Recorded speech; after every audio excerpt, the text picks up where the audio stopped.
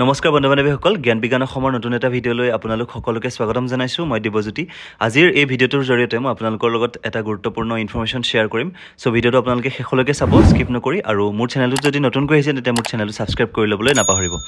friends যোৱাকালি আমাৰ অসমৰ কেবিনেট বৈঠক সমাপ্তি হৈছে আৰু সেই কেবিনেট বৈঠকত এটা গুৰুত্বপূৰ্ণ সিদ্ধান্ত গ্ৰহণ কৰিছে আৰু সেই সিদ্ধান্তটো হৈছে যে আমাৰ যেহেতু বৰ্তমানলৈকে অসমত যিসমূহ হাইস্কুল আছিল বা হাই সেকেন্ডাৰী স্কুল আছিল তাত যিসমূহ গ্ৰেজুৱেট টিচাৰ থাকে তাত গ্ৰেজুৱেট টিচাৰ আৰ্টছ আৰু গ্ৰেজুৱেট টিচাৰ সায়েন্স বুলি দুটা পদ আছিল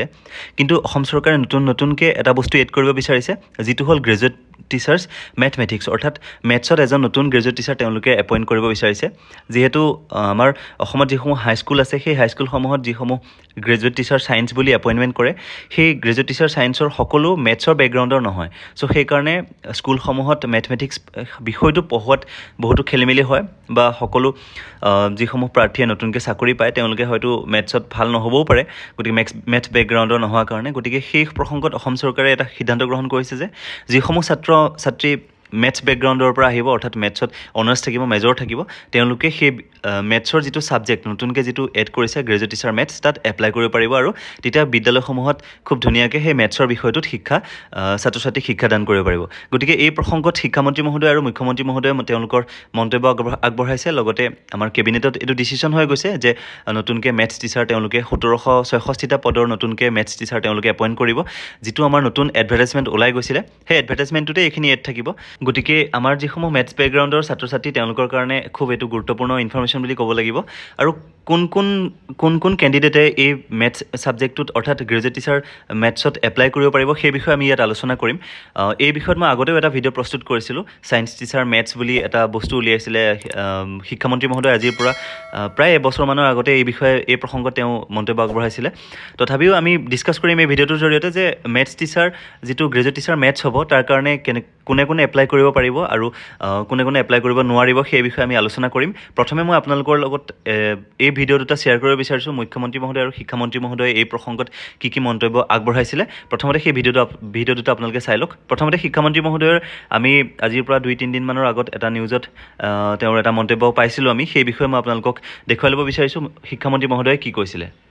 বিজ্ঞান শিক্ষক পৰ্যাপ্ত পৰিমাণে আছে কিন্তু গণিত শিক্ষকৰ নাটনি আছে গতিকে এতিয়া আমি স্পেচিফিক সাবজেক্ট ওয়াইজ কোন সাবজেক্টৰ শিক্ষকৰ নাটনি আছে সেই প্ৰয়োজনীয়তাখিনি গণনা কৰি উলিয়াই আৰু হেতু সংখ্যাৰ ভিত্তিত যাতে আমাৰ শিক্ষক নিযুক্তি হয় তাৰ ব্যৱস্থা বন্ধৰ সময়ত আমি বিশ্লেষণ কৰি যিখিনি তথ্য পাইছো যে গণিত শিক্ষকৰ নাটনি আছে নাটনি দূৰ কৰাৰ কাৰণে আমাৰ পলিচিত আমি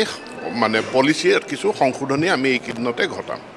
গতিকে এই মন্তব্যটো আছিলে শিক্ষামন্ত্ৰী মহোদয়ে সংবাদ মাধ্যমৰ জৰিয়তে দিয়া মন্তব্য লগতে যোৱাকালি শিক্ষামন্ত্ৰী মহোদয়ে তেওঁৰ ফেচবুক পেজত এটা আপডেট দিছে আৰু সেই আপডেটটো কেনেধৰণৰ মই আপোনালোকক গাই শুনাইছোঁ শিক্ষা সেতু আৰু বিদ্যা সমীক্ষা কেন্দ্ৰই বিষয় অনুপাতে শিক্ষক শিক্ষয়িত্ৰীৰ উপলব্ধতাৰ বিশ্লেষণৰ দিশত আমাক যথেষ্ট সহায় কৰিছে এই বিশ্লেষণৰ ভিত্তিত আমি দেখিলোঁ 4000+ স্নাতক শিক্ষকৰ বিজ্ঞান ভিতৰত কেৱল 1200 গৰাকীহে গণিত স্নাতক এই পৰিসংখ্যাৰ পৰিণামস্বৰূপে মাধ্যমিক বিদ্যালয়সমূহত স্নাতক শিক্ষক গণিতৰ এক উৎসৰ্গিত শিক্ষক পদ সৃষ্টি কৰাৰ বাবে কেবিনেটে আজি অনুমোদন জনায় অচিৰে 1700ৰো অধিক গণিত শিক্ষক শিক্ষয়িত্ৰী নিয়োগ কৰা হ'ব অৰ্থাৎ অসমত যিমানসমূহ ছায়েন্স টিচাৰ আছে 4000+ ছায়েন্স টিচাৰৰ ভিতৰত কেৱল মাত্ৰ 1200 শিক্ষকহে মেথছ বেকগ্ৰাউণ্ডৰ অৰ্থাৎ মেথছত মেজৰ লোৱা অনাৰ্ছ লোৱা শিক্ষক আছে গতিকে এই ক্ষেত্ৰত যিহেতু আমাক বহুতো গণিত শিক্ষক দৰকাৰ হৈ আছে সেইবাবে আজি কেবিনেটে এই সিদ্ধান্তটো লৈছে যে অচিৰে 1700ৰো অধিক 1766টা পদৰ কথা উল্লেখ কৰিছে তেওঁলোকে এতিয়া তেওঁলোকে গণিত শিক্ষক তেওঁলোকে নতুনকৈ নিযুক্তি দিব যিমানসমূহ আছে তেওঁলোক আছেই 1200মান তেওঁলোকে আছে বুলি কৈছে বৰ্তমান কিন্তু আৰু 1766টামান তেওঁলোকে পদ নতুনকৈ সৃষ্টি কৰি গণিত শিক্ষক হিচাপে নিযুক্তি দিব গতিকে এই গণিত শিক্ষকৰ ক্ষেত্ৰত কোনে এপ্লাই কৰিব পাৰিব আমি ভালদৰে ডিছকাছ কৰিম কিন্তু তাৰ আগতে মই আপোনালোকক দেখাব বিচাৰিছোঁ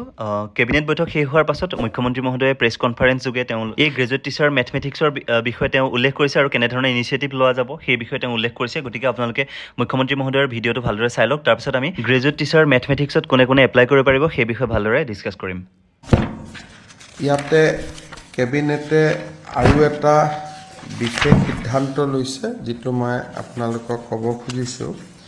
সেইটো হৈছে অসমৰ স্কুলবিলাকত গ্ৰেজুৱেট টিচাৰ সায়েন্স আছিলে আৰু গ্ৰেজুৱেট টিচাৰ আৰ্টছ আছিলে কিন্তু আমি এটা অনুভৱ কৰিছোঁ যে স্কুলসমূহত যদি অংকৰ এজন শিক্ষক নাথাকে তেতিয়াহ'লে শিক্ষা ব্যৱস্থাটো শক্তিশালী হ'ব নোৱাৰে আগতে গ্ৰেজুৱেট টিচাৰ ছায়েন্সজনে বিজ্ঞানো পঢ়াইছিল অংকও পঢ়াইছিল কিন্তু বহু সময়ত বটানীত যিজন গ্ৰেজুৱেট টিচাৰ হয় জিঅ'লজিত যিজন গ্ৰেজুৱেট টিচাৰ হয় তেওঁ অংক পঢ়াব নোৱাৰিবও পাৰে সেইকাৰণে আজি আমাৰ কেবিনেটে অসমত গ্ৰেজুৱেট টিচাৰ মেথছ বুলি এটা নতুন শিক্ষকৰ পদ সৃষ্টি কৰিছে আৰু এই গ্ৰেজুৱেট টিচাৰ মেথছত আমি 1764 গৰাকী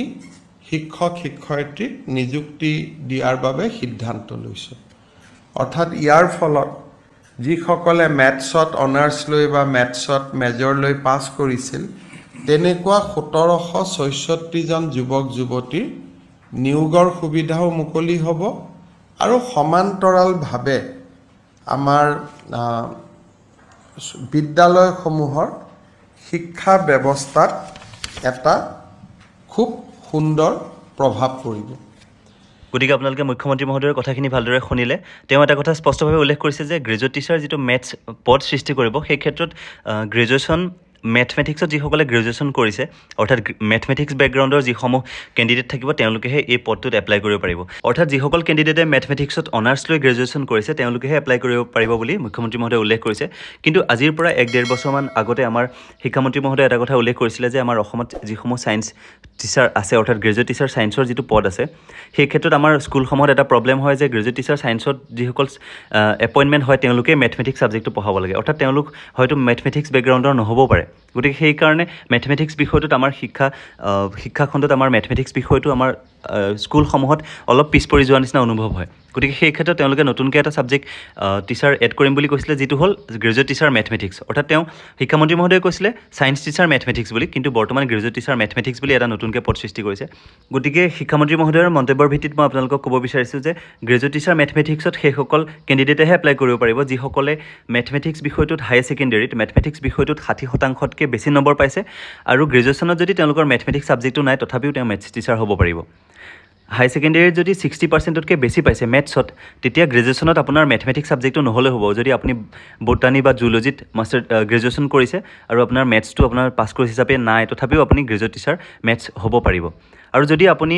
হায়াৰ ছেকেণ্ডেৰীত মেথছত 60% প্লাছ পোৱা নাই আৰু আপোনাৰ গ্ৰেজুৱেশ্যনত মেথমেটিক্স ছাবজেক্টটো নাই তথাপি তেতিয়া কিন্তু আপুনি এপ্লাই কৰিব নোৱাৰিব গ্ৰেজুৱেট টিচাৰ মেথছত এপ্লাই কৰিব নোৱাৰিব আৰু আপুনি যদি হায়াৰ ছেকেণ্ডেৰীত মেথমেটিক্সত 60%তকৈ বেছি পোৱা নাই কিন্তু গ্ৰেজুৱেশ্যনত আপোনাৰ মেথছটো পাছ কোৰ্চ হিচাপেও আছিলে তেতিয়াও কিন্তু আপুনি গ্ৰেজুৱেট টিচাৰ মেথছত এপ্লাই কৰিব পাৰিব যদি আপোনাৰ গ্ৰেজুৱেশ্যনত মেথমেটিক্সটো পাছ কোৰ্চ হিচাপে থাকে তেতিয়া আপুনি হায়াৰ ছেকেণ্ডেৰীত 60% প্লাছ মেথছত নাপালেও হ'ব আপুনি এপ্লাই কৰিব পাৰিব আৰু যিসকলে অনাৰ্ছ লৈ পেলাই পঢ়িছে মেথমেটিক্সটো তেওঁলোকেতো এপ্লাই কৰিব পাৰিবই গতিকে সেইটো শিক্ষামন্ত্ৰী মহোদয়ে সংবাদ মাধ্যমৰ জৰিয়তে প্ৰকাশ কৰা তেওঁৰ নিজা মন্তব্য আছিলে কিন্তু বৰ্তমানলৈকে তেওঁলোকে স্পষ্টভাৱে এতিয়া জনোৱা নাই যে গ্ৰেজুৱেট টিচাৰ মেথমেটিক্সত কি